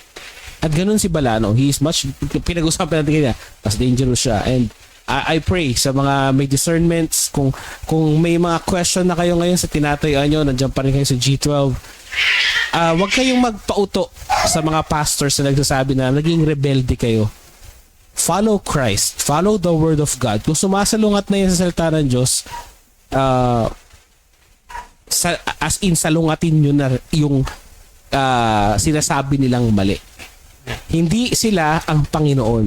Si Kristo lamang ang Panginoon. Amen. Ayan. Brother, Kridoy, medyo sa techie stuff. Ayan, nag-comment yung kasama ko. Steven Lawson yan, baby. Si Steven Lawson yan nagsabi sa akin. Ayun. So, grabe pumalo yung viewership natin. Kanina nasa 20s lang tayo, nag-52 bigla. Kahit late na. Marami ng churchmates mo dati na nanonood. Joke lang. Shoutout sa mga dating churchmate ni Brother Lester. Kung nanonood kayo ngayon, if you're looking for kumbaga maintindihan yung pinanggagalingan niya, I pray maging eye-opener to sa inyo. There's no ill will na nanggagaling kay Brother Lester. It's just the pursuit of truth. And nawa kayo rin. Teka, may mga comments na kasi dito Yung wife mo actually, ang daming inputs, nakakatuwa. Very helpful to sa mga viewers natin. Ayun, ayan. Ang daming G12, ang daming from G12 ang watching, praise God. So sa mga friends natin from G12, nood lang kayo, enjoy the podcast. Nawa, uncomfortable na kayo sa position nyo ngayon and maantig yung conscience ninyo ng katotohanan ng salita ng Diyos so that you can get out of that cult. It's a cult. At kung yung buong iglesia, kung yung mga pastors na nanonood ngayon, I pray na mag-quicken sa inyo yung gospel na genuine, na alam natin yun lang nakakapagligtas. Talikuran natin yung kulto ng G12 dahil hindi yan magdadala ng tawag dito ng kaligtasan. Ayan watching from G12 headquarters si Lindy Marshall. Shout out. Ayan, so ayun, marami kang friends dito, bro. Ayun. Puro wife ko po. Yung wife mo, napaka-helpful ng mga ano niya. So, eto bro, common ito sa mga nag-operate sa kanyang vision, yung sin. Ano yan? Sin. Sin. Yung makita mo talaga meron yung bang si Justin Peterson sabi nun yung mga false teachers or yung false churches talagang prominent yung sin amongst them. Hindi mo kailangan mag-name drop or pero gusto ko lang makita ano yung observation mo doon. Actually, makikita mo naman talaga merong mga kasalanan na hidden na syempre unti-unti naman i-reveal ng Lord yun And totoo nga, napapakinggan ko nga yung mga ganong klase ng truth na once you depart from the word, talagang mag-slide down talaga yung status ng simbahan talaga. The church, pag umiwalay siya sa katotohanan, talagang i-slide siya sa sin And marami na ako naririnig. May mga nako-confirm na rin ako na mga sins. Ang nakikita ko lang na major problem when it comes to this group, they will just try to hide it sa love ng Lord. Yeah. Yun lang. Walang church discipline. Walang proper church discipline. Ang masaklap pa, napansin ko lang I don't know if it is happening for every churches. Kapag ang involved sa kasalanan is an ordinary member, napakadaling patawan ng judgment. Napakadali. Pero kapag yung nagkasala is a prominent leader, kagamit-gamit, mapipila yung simbahan kapag binulgar o sinabi na nakapaloob naman sa church discipline, tinatago nila. Pero kapag ordinary member, ilalahad. Yes. I remember during this time, meron kaming member na nagkaroon siya ng sexual immorality na ulit ng 2 to 3 times. Pinasabi yun sa buong congregation. Tumayo sila sa buong congregation and then they say it. They said na nagkasala kami, we had committed sexual immorality, blah blah blah and so on. So okay, niyakap sila after. Pero pag prominent leader yung involved, hindi nila sasabihin. May dadagdag ako dyan. Pero pag puputok yung issue ng prominent leader, hugas kamay sila. Yes, hindi nila. Hindi namin alam yan. Hindi namin tinotolerate yan. Kawawa ngayon yung tao kasi instead na kung talagang genuine church yan, may church discipline dati at ang church discipline is restorative, not punitive. Ang kawawa yung tao, yung sabihin natin, leader na nagkasala. What's the worst that could happen to him? Kung talagang believer siya, the worst thing is tanggalin siya sa posisyon niya ng office of a pastor or of a deacon o kung ano man. Pero actually meron pang worse, yung ma-excommunicate siya kung unrepentant siya. Pero dahil ang nangyari nga meron kasi sa Davao yan kilalang kilala siya. Ewan ko nabalitaan mo to. Kilalang kilala siya sa Davao na ang laki kagad ng network niya doon. Meron silang nabiling hotel yata yun na talagang pinagpatayo pa sila G12 school doon. And then later nalaman na ano pala siya, womanizer. Talagang gumagamit siya ng mga bayanang babae. Na-discover yun. Biglang sila Balano mismo, inano siya, dinisiplina daw, and ostracize. Sa case naman nila, Carlo Panlilio, meron din kilala doon. Well, according to him, pinakulong nila. I mean, hugas, well, may pagtatanggol naman si Carlo Panlilio doon, pero ang dating sa akin lang, pobre yung tao na bumagsak sa ganung kasalanan. Kawawang-kawawa talaga. Na kung hindi ka na mapapakinabangan, Yeah, tanggalin ka wala na. Makakasira ka lang sa imahe. Oo. Ganon mismo. Ganon mismo. Parang Exactly. unwanted child. Mm. Yung anak ka sa disgrasya. Tatago ka. Yes. Ganon. Which is nakakalungkot din kasi hindi nila pinapractice yung church discipline according sa biblical scripture Oo. Parang lahat i-cover na lang. I-quote pa nila kay David. Si David nga, nagkasala pero a man after God's own heart. Yun lang yung Oo. context. So, yan, Napababaw. nagkasala yan. Sasabihin sa tao yun, wala kayong karapatan mag-judge kasi even si David nga na nagkasala, pero considered pa rin siya a man after God's own heart. So, lahat ngayon ng church member, David. Lahat ngayon ng nagkasala sa loob ng simbahan, mindset of David. No, kasi kumbaga kung kay David nga ganun dapat ganun din sa akin. So nawawala yung yung church discipline. Nawawala yung mortification of sin. Hindi tinuturuan kung paano i-mortify And some practices yun nakwento ko nga sa iyo kanina, Pastor, nung hindi pa tayo naka-live. Isisisi sa kung ano-anong spirito. Oo. Diba? Ganun. Pag may nagawang sin, instead of akuin yung sin, i-repent at i-mortify, sisisihin yung spirit of Jezebel, Oo. kung sino pang Satanas mismo. Ursula, sino ba yung mga yan, diba? Iba na yun. Maleficent, diba? Yun na yan. May ganun ba? Lahat na lang, Pastor, lahat sabagay, papangalanan, diba? Lahat ng Spirit of Python. mga ano yun, Pastor, mga villains yun ng Disney. Oo. So doon na lang Kanina ipapangalan. yung pinapanood na naman ako Ewan ko ba't pala, ang dami ko napapanood ngayon na May isang prophet, apostol na prophet. Tapos ang naman niya, ang pakana naman niya, daw yung sa mga hirap matulog na mga churchmate niya, nag-prophesy siya ng pinakawalan niya yung spirit of sleep. Spirit of sleep. Para daw mahimbing ang tulog mo, ganyan.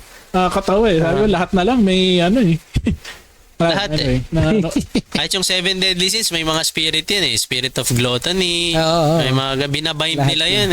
yan So nawawala yung responsibility sa sin. Yes, nawawala yung responsibility of Biktima ka man. lang. Victim ka lang. Which is napaka-unbiblical Oo. Christian ka pero may iba kang spirit, di ba? Oo. Parang, How can that happen? saan galing yun? Saan galing yung ganong klase Doctrines ng of demons teachings? yun. No? So, dun nila, pinapako yung kasalanan. Yun. Grabe, no? Bro, sobra. Ang dami kong parang trip down memory lane, no? Sobrang pero at least maganda nang gagaling sa'yo sa ibang tao. Pero wait lang, may question. Go ahead, bro. So ngayon na bro, umalis ka na doon, 'di ba? Church na 'yon. Meron na bang anong ginagawa mo ngayon? Na sariling pag-aaral o meron bang nagtuturo sa iyo o nag-oversight or how does that work now for you? Actually, kanina tinanong ako sino daw nagme-mentor sa akin. Sabi ko marami. Si Steven Lawson, si Justin Peters, si Paul Washer. Although, ngayon po, planning ako I'm looking for a Bible school na syempre founded by the scripture. Purely. No? GMA. Ayun, na yan. Wala nang ibang I've heard Hindi, marami pang iba. Pero GMA. Malapit lang din sa amin yun Grace Ministerial Academy, no? And one time na napanood ko din yung online nila Online. So, sabi ko, gusto ko din talaga. Kasi yun nga, Kuya Doy, pag seeking ka ng truth, parang hindi ka mananatili na, okay na yan. At hindi natatapos yung pursuit ng Parang truth. the more kang may nalalaman, the more mong nakikita yung sarili mo na, kailangan ko pang isikang Panginoon. Tama. Not for knowledge purposes alone, pero yung, alam mo yung yung gusto mong sumunod sa Panginoon And to behold the glory of God. Di ba, na magamit ka rin niya sa kaharian niya. And ikaw din, ako particularly mabago. Bilang ama, yun yung number one kung bilang tao, mabago ako ng Panginoon talaga, maisik ko yung glory ng Diyos, makita ko siya kung sino talaga siya. Secondly, magamit ako bilang mabuting asawa, maging mabuting ama. So, lahat doon connected So ngayon po praying for actually blessing kahapon ba yun? So, kahapon tumawag sa akin si Pastor Angelo.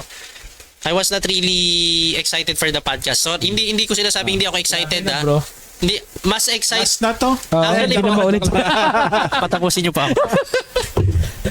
Actually, excited po ako to have new friends. Yun. Yun. Hindi lang yung single podcast. Kasi sabi ko sabi nga ni Pastor Pastor Angel. Ba yan? Nagkausap kami. Yun nga, medyo konting usap lang. Na overwhelmed yung heart ko kasi sabi ko, at least meron akong mga new people na mahirap kasi pag ikaw lang nakakaintindi. Totoo. Mahirap. Yan, no? Bisa kami ng dalawa ng asawa ko nag-aunawaan. Pag gising ng umaga, magkukwentuhan kami. Pero syempre yung set of friends na reformed, na alam kong makakatulong, makakapag-mentor, makakapagturo sa akin ng mga bagay na hindi ko pa alam, which is ang dami pa, is doon ako natutuwa na at least kahit paano nakilala ko po kayong si Kuya Doy, tsaka si Pastor Angelo, tsaka si Sir Chester, tsaka iba pa, na sabi ko new set of people, which is yun nga yung dating nawalang mga tao, ang nakakalungkot na wala na sila, wala ka ng mga kaibigan. Pero ngayon, meron kang mga tao na dinadala ang Panginoon. I know na ang Diyos naman talaga ang kumilos. Kaya nagtataka ko, paano kaya ako nakilala ni Pastor Angelo? Shoutout kay Sister Sandra. Paano kaya ako nakilala? Magandaan, no? Diba? Which is, sobra po akong natutuwa na ganun, na may mga tao po na that can help me. Although my pastor, I really appreciate shoutout kay Pastor Ferdy Cruz. Pastor Ferdy, magandang gabi. Yan. Kung nanonood ka pa, so sobra po akong thankful Ang sa church kanya. ay yung pangalan church? Jesus Church. Jesus Church Yeah. sa Marikina. Sa Parang po. Parang Marikina. Shoutout po sa inyo. Sobrang na-appreciate ko si Pastor kasi nung umalis ako ng former church namin, sobrang mapili na ako sa pastor. So nung nakausap ko siya, talagang una kong tinignan yung tatlo yung lust of the flesh, lust of the eyes, and pride of life. Sabi ko pag may ganito to, hindi ako magpupursue dito. Kasi pag nakita ko yun sa kanya, kasi yun yung nature ng dating leader ng system Oo. Pag meron siya nito, I have to say no, I have to pass. Pero nung habang kausap ko siya, makikita mo naman talaga hindi lang sa pananalita, pati sa way of life, sa family, nakita ko yung kanyang character na alam ko, glory ng Panginoon yun sa biyaya ng Panginoon yun. Amen. Na hindi siya, he doesn't talk about money na, syempre kailangan niya yun. Pero hindi niya ginagawang avenue yung church. Motivation. No? Hindi niya ginagawang tool yung church para kumamkam ng pera. Which is ang laking factor sa akin nun lagi niya sinasabi sa akin yun, ayokong umasa sa simbahan. Kasi ang church, hindi yan inaasahan para lang mabuhay ako. Hindi.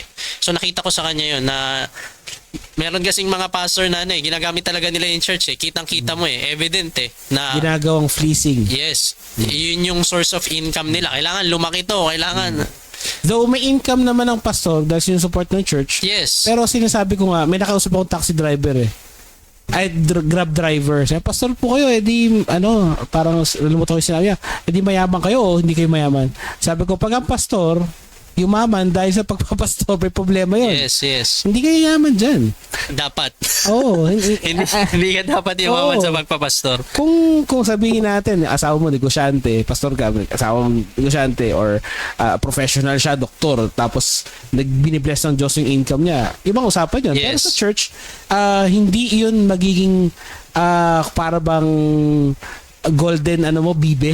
Yes. Nakadahimas mo may gintong Yun lalabas. talaga. Cream of, parang mo yun parang ginagatasan mo. Hindi ganun. Milking cow, parang ganun. Hindi. So yun, na-appreciate ko yun. Kaya I decided to attend the church talaga.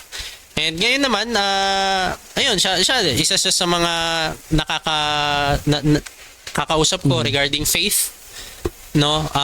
And very happy lang din kasi may freedom kami to say kung ano yung gusto namin sabihin. Kung hindi niya ako pinagbabawa, ikaw rebelde ka. Mali ang doctrine mo Hindi niya sinasabi yun. Unlike noon.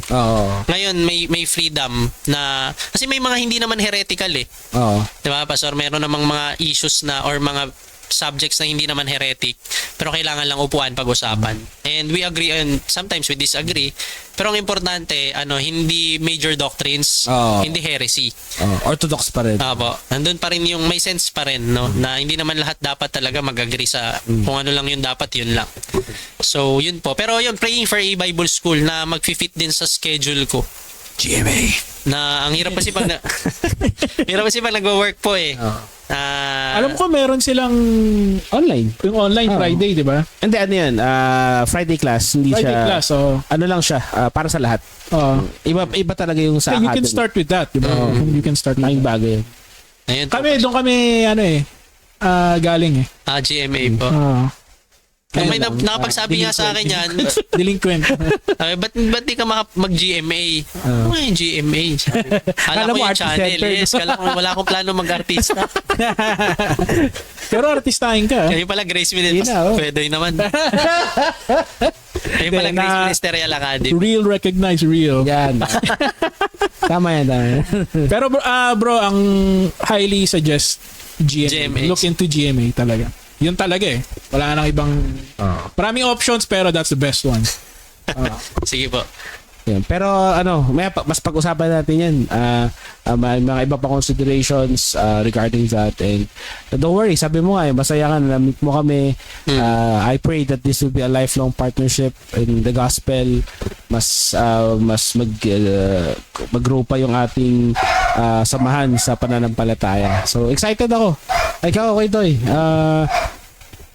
Bago natin tanungin yung last question natin, any statements na gusto mong sabihin sa topic ngayon? Again, tulad ng last week, tulad nga nung umpisa ng natin, I can super relate to what you're going through. Kasi I'm still going through that eh, yung stage ng learning. Dami ko pa rin kailangan matutunan. Pero yun nga biyaya ng Panginoon kasi nagkakilala tayo. I'm sure may matututunan din ako sa'yo and likewise, and alam mo yun, yung ganun lang, parang hindi na nga kaibigan eh, brotherhood talaga, di ba? Parang ganun. So, Pares pa kayong interesado sa toys. marami tayong common di ba? May uuwi ba ako dito? Ay, yan na. Uwi ka na, bro. Uwi ka na. Gusto ko mag-uwi ka ng pero masaya ako kasi yun nga, we gained a new brother, di ba? Kaya I'm sure sa mga susunod na paano kasi basically we're basically neighbors, di ba? Magkakalapit lang tayo. So hindi I'm sure meron pa tayong maraming mga Sunod pa. mga sit downs and talks and hang out lang, di ba? Mga simpleng ganyan lang. And hopefully ma-meet din natin si Pastor Ferdy, no? Nga po. Ferdy ba? Ferdy. Ferdy po. Ferdy. Saka si Mrs. niya. Si Mrs. May pala. wife ko po. Sana ka sinama mo na. Oo, Para eh. na-interview na rin natin eh. Naku, mas marami pong sasabihin yun. Di ba, susunod. Nagpastora ba si Mrs.? Ayaw niya po eh. Hindi Alam siya niya po. Pero pag may kilala ka bro, kasi matagal na kaming may pastora naghahanap ka ng kilala na nagre-reform. Refer mo sa amin. Kaso malayo eh. Saan? Yung lugar eh. Meron akong kilala ko lang. Okay. Anong lugar yan? Province talaga. Province pa, sorry. Parang hindi niya- Ang dilema po niya ngayon, alam niya yung truth, pero walang choice kung hindi siya magpasora kasi walang nag-i-stand. Siya nga yun. Hindi, siya nga yun. Parang baka siya yung Baka siya yun. nabanggit din sa amin. Apo, baka yun. Ang liit ng mundo, no? Pero Wala siyang asawa? if you can put Wala. the word out or endorse mo sa amin. Sige po. Kontakin ko yung may contact sa kanya. ano siya? Pastora, wala pang asawa. Wala pa. Single. Single. Di ko Jess. naging dating podcast eh, no? Joke lang. Binenta eh, no? Alright. Ayun, shout out muna sa mga viewers natin. Kaya ito kay Brother Ferdy Cruz. I'm watching since you started the podcast. Magandang gabi sa iyo, Kabalbas. Siya ba yan? Si Pastor Ferdy, yung Ferdy Cruz. Apa. Yan. Hi, Pastor. Magandang gabi, Magandang gabi Pastor. Kabalbas na rin yan. Ayan. Yan, si Kate Sales. Good evening. Ayun po pala si shoutout ko lang pa si Kathy Sales. Apo. Bali, meron silang, umalis din sila ng church nila, ang alam ko Then they are starting a church in Huban sa Sorsogon. Okay. Oo, ang lang niya, baka daw may mga taga Sorsogon dyan na you are looking for a reformed church. Actually, wala pa sila ngayong pastor. May nag-oversight sa kanila? Parang nagagather lang sila. Wala They're pa. just talking about Sister reformation. Cathy, if you need help, PM tayo para ma-endorse natin, baka may mga pwedeng mag-oversight sa inyo. Kasi mahirap, pioneer. Walang, kumbaga, ang hirap, wala pang pastor, mahirap yun. So, baka may maitulong kami. Actually, Pastor, ano siya, friend siya ng wife ko from Sorsogon. My wife is from Sorsogon kasi Bicolana. Kami Masbate. Talaga? Meron kaming mission sa Ticao Island, Masbate, sa MacArthur. Ano na siya, Covenant na siya. Ang pangalan ng outreach is MacArthur Reformed Baptist Outreach. Tama ba? Baka yan, MacArthur. Akala nung iba, dahil kay John MacArthur yun. Yung barangay ng parents ko doon, yung kinalaki ng dad ko, Barangay MacArthur. Parang John MacArthur Study Bible. Parang ganun. Ayun. Ayun, sa iba pang mga viewers natin, hindi natin maisa-isa, no? Sobrang blessed tayo sa ano na to. Ayun, si Deacon Ray Escalo yung nag-lead. Yun sis, if you need help, ma-refer natin yan sa mas may malalapit din para matulungan kayo maging ano. Kasi ang kagandahan sa Reformed Baptist churches, tulungan talaga eh. Parang kami, oversight kami ni Pastor Joseph Peleon, Pastor Erdy Sabinorio ng Antipolo Reformed Baptist Church. After namin Covenant, wala silang kumbaga walang daughter churches. No strings attached. Walang ganun. Talagang independent at lumago kayo, nakasuporta kami. Ganun din si Pastor Joseph ARBC sa TNC, Trinity Neighborhood Church ni Pastor Joel Bigueta. Kinovenant din sila. So, ang ganda ng community. Exciting. Ayun. So, Kuya Doy, tanong na natin yung final question natin kay Brother Lester. Sige bro, most important question of the whole evening. What is the gospel? And you can look at this camera para address mo ng... Sige po. Ang gospel po, sabi po sa Bible, no? Simple, no? Sinasaad po niya na ang tao po nagkasala, no? And because of that, lahat po tayo bound for eternal punishment, which is hell. No, wala pong excuse. Lahat. Pag sinabing lahat ng descendants ni Adam nagkasala and we have to pay for that sin, no? But meron pong nangyaring gracious act ang Panginoon, no? Which is binigay niya po ang Panginoon Jesucristo, ang kanya nag-iisang anak, no? Yung tinatawag na doctrine of substitution, no? Yung walang kasalanan, walang bahid ng kahit anong kasalanan, pumalit po sa posisyon natin na punong-puno ng kasalanan upang ito pong Jesucristo na walang kasalanan, no, ay ituring pong nagkasala at parusahan. Kapalit naman po natin na wala tayong ginawang mabuti, walang katuwiran na kahit katiting. Pero dahil po nagkaroon ng substitution, naging righteous po tayo sa mata ng Panginoon at binayaran po ng Panginoon yung kasalanan na meron tayo. So the only thing that we have to do, no, is to acknowledge Him as Lord and Savior, repent from our sins, and follow Him. So, that is the simplest explanation of the gospel, no, in a nutshell, na magtuloy tayo sa pananampalataya sa Panginoon. Walang any promises of wealth, walang any promises of health, hindi ka gagaling kung ano man. Pwede kang gumaling pero hindi dahil lang sa gospel yon. The gospel is more interested in our spiritual condition rather than our earthly condition.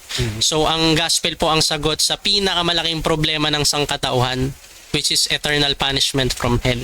And if you are listening right now and you want to really be saved, you have to repent, you have to acknowledge Christ, and from there alam ko naman i-guide ka ng Panginoon, no, kung saan kanya dapat i-guide.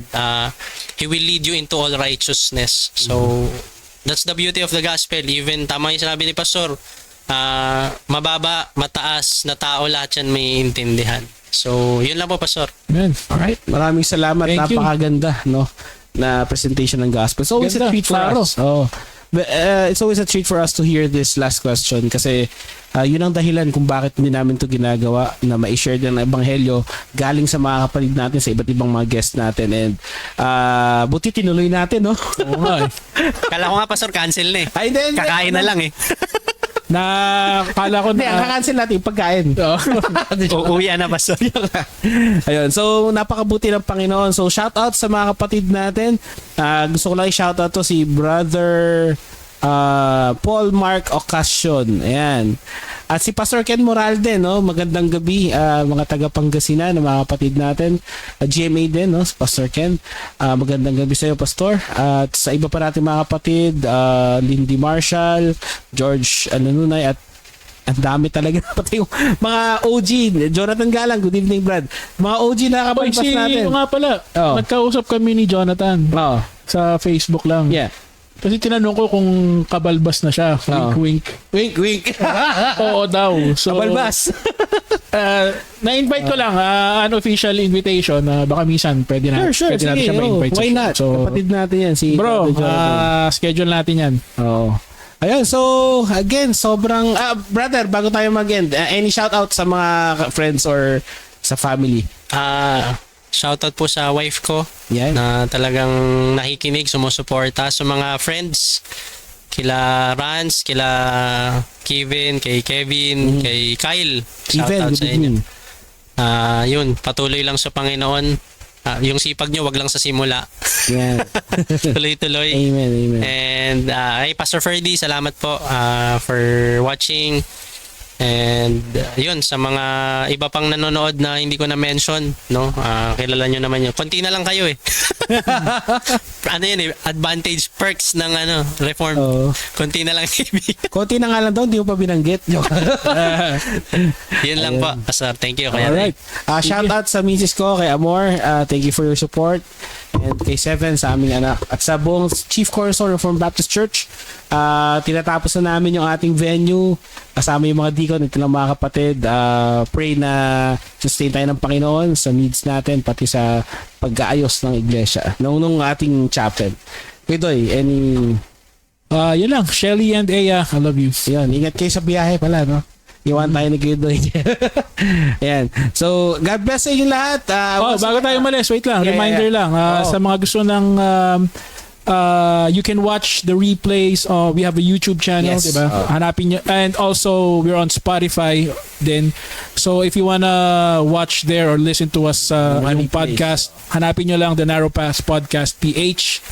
And also, spread the word. Share Nyo yung page natin And sa follow. Facebook. Follow us and yun lang. Yan, last na lang. Yung mga order po na shirts sa amin, may delay lang tayo kasi hindi natin kagad na-reach yung ating bilang. Pero it's on the pipeline. We'll update you. Tsaka yung mga winners. Mga winners. Sorry, sobrang busy. Kahabol kasi natin yan kasi medyo busy rin sa church. Sobrang busy sa church yan. Dami ginagawa. So, pagpaumanhin nyo po. Pero hintayin nyo lang. Total, malapit na magpasko. Malay nyo, dumating siya on time. Baka Christmas gift na namin sa inyo.